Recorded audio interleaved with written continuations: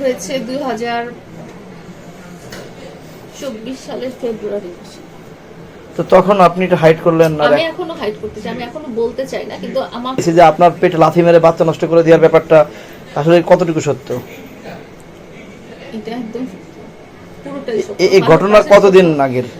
এটা হয়েছে 2024 সালের ফেব্রুয়ারি মাসে।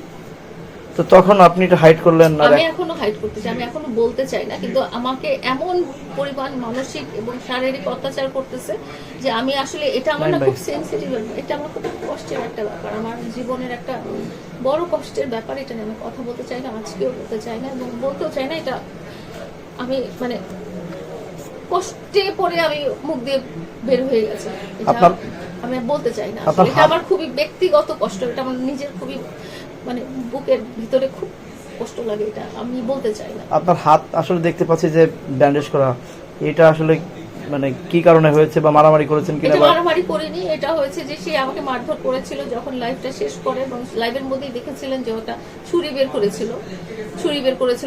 করে নানা রকম নাটক টাটক করছিল। যখন লাইভটা শেষ হয়ে যায় তখন ও আমার গলা চেপে ধরে, তারপরে ছুরিটা বের করে বলে যে তুই চল, এখন চল, তুই গাড়িতে করে উঠ, গাড়িতেই কর। আমি ছুরিটা ছড়াতে যেয়ে আমি হাতে আঘাত পাই, এটাই হয়েছে। আচ্ছা আপু, সোশ্যাল মিডিয়ায় আমরা দেখতে পাচ্ছি যে একটি